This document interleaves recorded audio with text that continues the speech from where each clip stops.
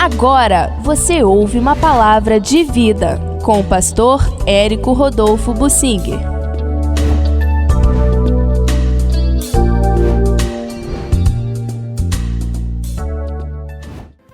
Trabalho, fé e liberalidade, algumas características das pessoas que o Salomão narra aqui no capítulo 19 de Provérbios. Capítulo 19 de Provérbios. Todo o livro de Provérbios é um compêndio de sabedoria. Provérbios que Salomão compôs e provavelmente foram compilados a posteriori. Não necessariamente foi o Salomão que juntou no livro a sequência. Ele foi gerando provérbios e outras pessoas foram escrevendo, anotando, compilando, mas isso sofreu revisão no decorrer dos séculos. E agora que muito mais de 2000 anos depois, alguém separou em capítulos e versículos. E, enfim, nós já estamos aí há um longo tempo depois daquilo e a palavra continua atual. E então esses provérbios não são propriamente concatenados num capítulo, todos no mesmo assunto. Cada provérbio tem o seu significado independente e autônomo. Eu quero tirar alguns deles aqui para trazer a nossa consideração. No versículo 15, estou lendo Provérbios 19, agora no versículo 15, a preguiça faz cair em profundo sono e o ocioso vem a padecer fome. Isso era uma consequência natural. Ser ocioso, a pessoa não querer trabalhar, hoje, infelizmente, é premiado no Brasil. É premiado, aquele que não trabalha, é premiado com algum dinheiro público, alguma bolsa aí que o governo cria para isto. É um terrível desestímulo para a pessoa trabalhar. Deus estabeleceu um princípio, é do suor do teu rosto que comerás o teu pão. A preguiça, de onde vem a preguiça? Eu não sei se alguém já fez um estudo sobre a preguiça, tanto na Bíblia quanto nos conceitos humanos a respeito do que é ser preguiçoso. Será que isto é o resultado de uma ação continuada? Os pais deixam o filho sem fazer nada, não dão trabalho nenhum, vão acostumando o filho a fazer nada, e depois ele acaba assumindo isso na sua personalidade e se torna um preguiçoso. Será isto? Ou a pessoa pode alegar que é consequência de alguma doença, alguma deficiência que ela tenha, que não foi bem alimentada, uma desnutrição, e aí ela ficou muito parada, preguiçosa. É algo interessante. O que se sabe é que Deus condena a preguiça e estabeleceu lá atrás que é do suor do rosto que o homem comerá o pão. Todos têm que trabalhar. Ninguém é dispensado de trabalhar. Diante de Deus é assim. E o trabalho exercita os músculos, o trabalho braçal. Mas o trabalho intelectual também tem que ser acompanhado de esforço físico, senão vai degenerar o funcionamento do corpo humano. A preguiça não é defendida, ela não é recomendada, muito menos defendida em situação nenhuma. A preguiça pode ter várias causas e os pais, sem querer, estão formando preguiçosos. O governo ajuda quando proíbe menores de trabalhar. E o fato é que a preguiça não é uma boa coisa. E depois ela fica impregnada na personalidade da pessoa, que vai ser difícil, quando se tornar adulta, ela vir a trabalhar, porque ela passou a fase de formação da sua vida, todos os 20 anos de formação, ela passou sem ter que fazer nada, tudo vinha para ela, e agora, depois de adulta, vai ser difícil botar uma pessoa assim para trabalhar. E o Salomão condena a preguiça. e diz que naquela época a pessoa viria a passar fome. Hoje, se a pessoa está na preguiça, é muito provável que ele desenvolva a chamada esperteza para se aproveitar aí dos meios fornecidos aí pelo setor público, pelos governos, e a pessoa fica até mais malandra, mais esperta para usar esses recursos até mais do que alguém que está muito ocupado trabalhando. Enfim, as coisas estão mudadas em relação ao que Deus queria que fossem. Deus continua assim, valorizando o trabalho e condenando a preguiça. O versículo 16 fala da fé. Guardar os mandamentos de Deus é um ato de fé. E desprezar os mandamentos de Deus é uma falta de sensatez de tudo. A pessoa inevitavelmente cairá nas mãos do diabo e nas consequências do diabo, a deterioração deste mundo. A pessoa que não tiver fé para seguir o Senhor, ela vai cair inevitavelmente em caminhos de morte que o mundo vai oferecer para ela.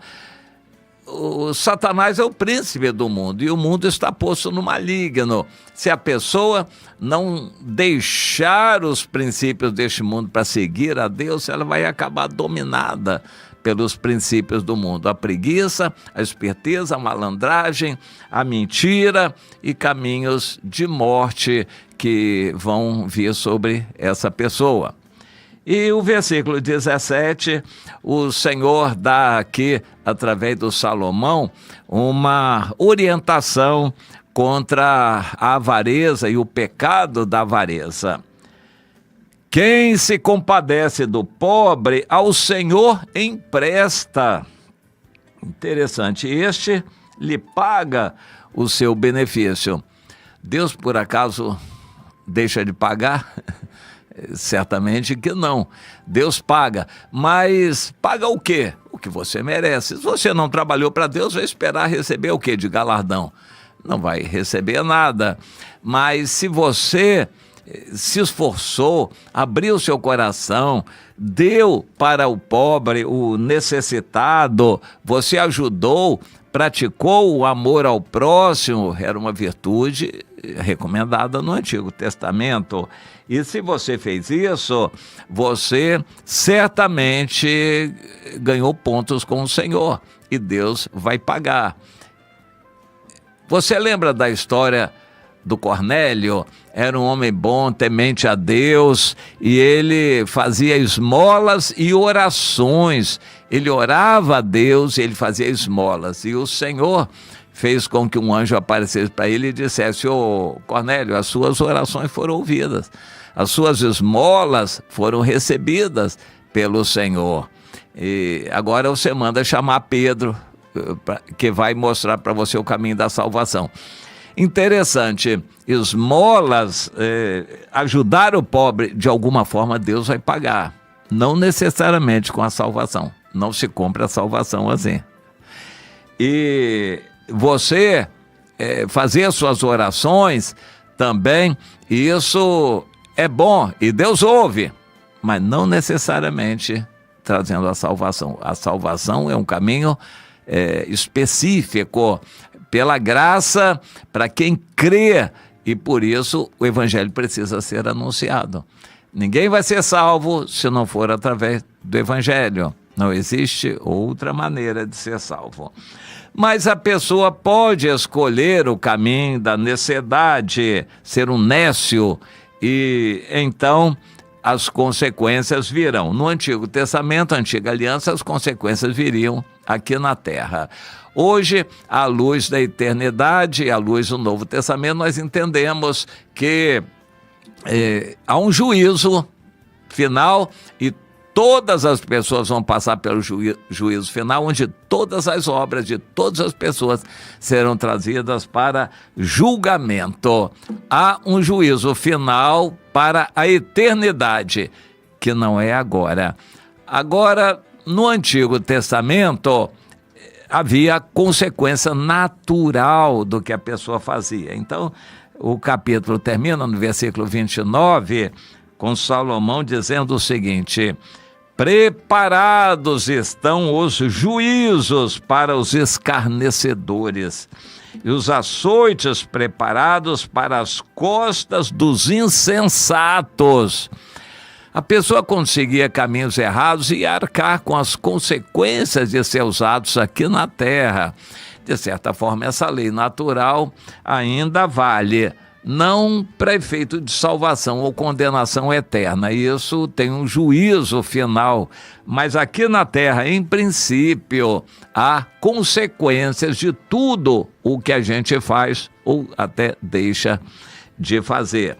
Quando as pessoas se enveredam por um caminho ruim, de escárnio, zombaria, por exemplo, ou malignidade, roubos, assaltos, ela vai arcar com as consequências de seus atos. Os açoites, os juízos, além de comparecer no juízo final para receber a condenação eterna que seus atos merecerem.